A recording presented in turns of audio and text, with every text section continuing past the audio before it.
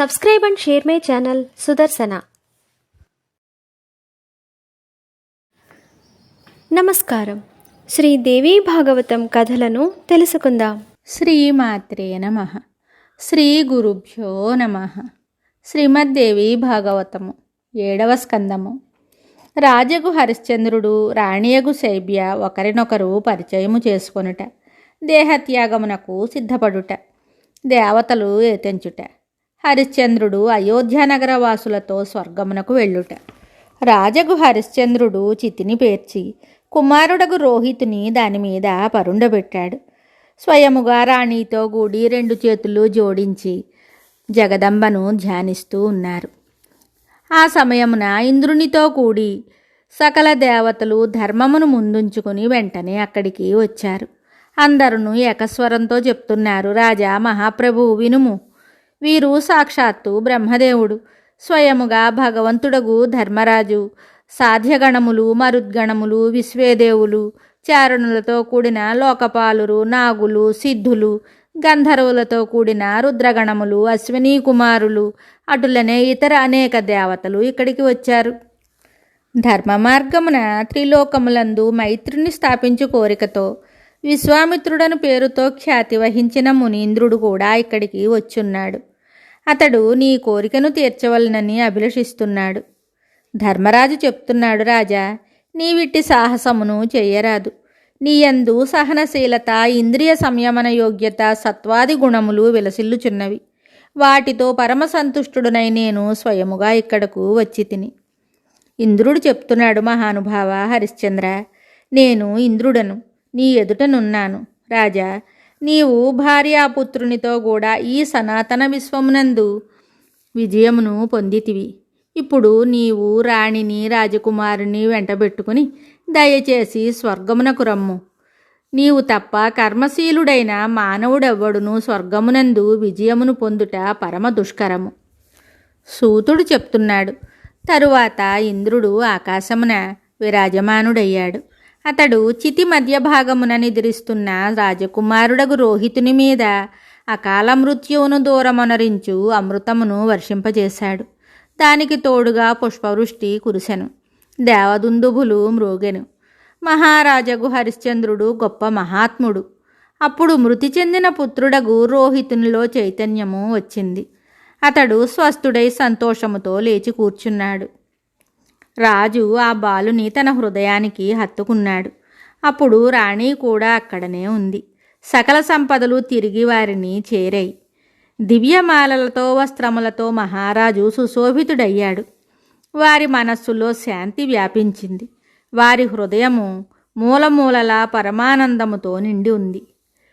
క్షణమాత్రమున పరిస్థితులలో అద్భుతమైన మార్పు వచ్చింది. పిదప ఇంద్రుడు రాజగు హరిశ్చంద్రునితో చెప్తున్నాడు, మహారాజా నీవు భార్యాపుత్రులతో స్వర్గమునకు రమ్ము. సర్వోత్కృష్టమగు ఈ ఉత్తమగతికి కారణము నీ కర్మఫలమే. హరిశ్చంద్రుడు చెప్తున్నాడు, దేవరాజా చండాలుడు నా యజమాని. నేను అతనితో అనుమతిని తీసుకొనలేదు. అతని ఆజ్ఞ లేకుండా నేను స్వర్గలోకమునకు రాలేను. ధర్మరాజు చెప్తున్నాడు, రాజా నీ భవిష్యత్తులోని క్లేశములను గురించి ఆలోచించియే నేనే మాయతో కూడిన చండాలునిగా రూపొందితిని. నీకు కనిపించిన చండాల స్థానము కూడా మాయా నిర్మితమే.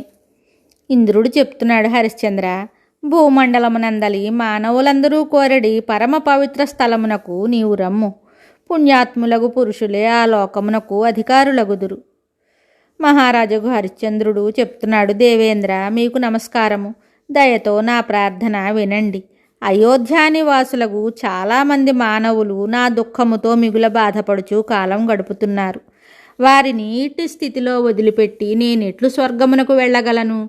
గోవధ, స్త్రీవధ, బ్రాహ్మణ సంహారము, మద్యపానము ఇవి భయంకరమైన పాపములు.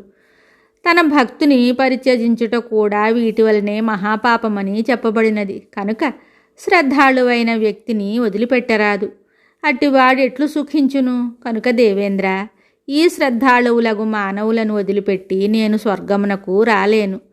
మీరిచ్చటి నుండి దయతో వెళ్ళిపోండి.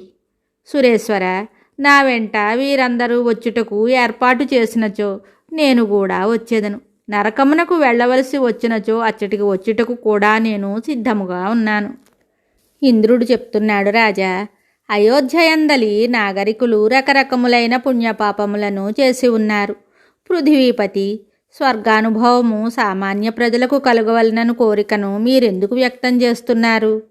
హరిశ్చంద్రుడు చెప్తున్నాడు, దేవరాజా, ప్రజలే రాజు యొక్క అంగము. వారి కృప వలననే రాజునకు రాజ్యభోగానుభవము సిద్ధించును. ప్రజల సహాయముతోనే రాజు గొప్ప గొప్ప యజ్ఞముల ద్వారా దేవతలను ఉపాసించును. బావులు చెరువులు త్రవ్వించును. ధార్మిక కార్యములందు సఫలతను పొందును. నేను కూడా ఆ నాగరికుల బలముతోనే సకల కార్యములను చేయుచుంటిని. సమయమును బట్టి కానుకల నొసగు నా పురవాసులను స్వర్గలోభము చేత నేనెట్లు వదిలిపెట్టగలను? అందువలన దేవేశ, నేను చేసిన ఉత్తమ కార్యములు, దానములు, యజ్ఞములు, జపములు మొదలగు సామాన్య కర్మల ప్రభావమున లభించు ఫలస్వరూపముగా చాలా కాలము వరకు స్వర్గసుఖములను అనుభవించు అధికారము ప్రాప్తించినది. ఆ సుకృతములన్నింటినీ ఆ నాగరికులతో పంచుకుంటూ ఒక దినమైనను స్వర్గమునందు నివసించు అవకాశం లభించుట సముచితము. అది మీ కృప మీదనే ఆధారపడి ఉన్నది.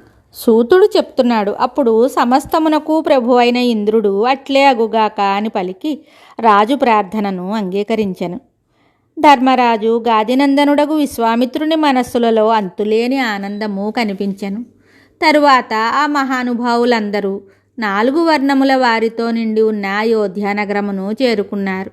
మహారాజగు హరిశ్చంద్రుని ఎదుటనే దేవేంద్రుడు ప్రజలందరితోటి చెప్పాడు, నాగరికులారా, మీరందరూ పరమ దుర్లభమైన స్వర్గమును చేరుటకు శీఘ్రముగా సిద్ధము కండు. ధర్మరాజు కృపచేత మీ అందరికీ ఈ సదవకాశము ప్రాప్తించినది. ధర్మమునందు చెరగని శ్రద్ధగల మహారాజగు హరిశ్చంద్రుడు కూడా ఆ నాగరికులతో, అవును, మీరందరూ ఇప్పుడు స్వర్గమునకు బయలుదేరుడు అని పలికాడు. సూతుడు చెప్తున్నాడు, దేవరాజగు ఇంద్రుని మాటలను విని రాజగు హరిశ్చంద్రుని ఎడల నాగరికుల మనస్సులలో అపారమైన ఆనందము కలిగింది. ప్రాపంచిక కార్యములందు విరక్తిని పొందిన గృహస్థులు ఆ భారమును పుత్రులకిచ్చి స్వర్గమునకు వెళ్ళుటకు ఉద్యుక్తులయ్యారు. అందరినీ తీసుకొని పోవుటకు విమానములు వచ్చి ఉండెను. ప్రజల శరీరములందు సూర్యునితో సమానమైన తేజస్సు ఉట్టిపొడుచుండెను. అందరి హృదయములు ఆనందభరితములయ్యెను. హరిశ్చంద్ర మహారాజు తన కుమారుడైన రోహితుని అయోధ్యారాజ్యమునకు అభిషిక్తుని చేశాను. అప్పుడా రమణీయ నగరమున ఏ వ్యక్తియు దీనుడు హీనుడు లేడు. అప్పుడు రాజు తన కుమారుని కలిశాను. వారు సుహృదులను సన్మానించారు, నమస్కరించారు. దాని తర్వాత పుణ్యము చేత లభించు దేవతలకు కూడా పరమ దుర్లభమైన ప్రస్ఫుటమైన యశస్సును పొంది స్వేచ్ఛగా నడుచునట్టి చిరుగంటలతో సుశోభితమైన విమానమును అధిరోహించారు. అప్పుడు ఆ ఆశ్చర్యకరమైన దృశ్యమును చూసి దైత్యులకు గురువు, సకల శాస్త్ర పారంగతుడును మహానుభావుడగు శుక్రాచార్యుడు ఒక శ్లోకమును చెప్పారు. శుక్రాచార్యుడు చెప్తున్నాడు, ఓర్మి యొక్క మహిమ దానఫలము అన్నింటికంటే శ్రేష్టమైనది. అందువలన రాజగు హరిశ్చంద్రునకు ఇంద్రలోకమునకు వెళ్ళు సౌకర్యము ప్రాప్తించినది.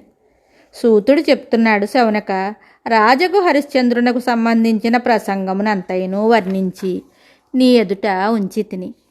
దీనిని దుఃఖముననున్న వ్యక్తి వినినచో సుఖమును పొందును.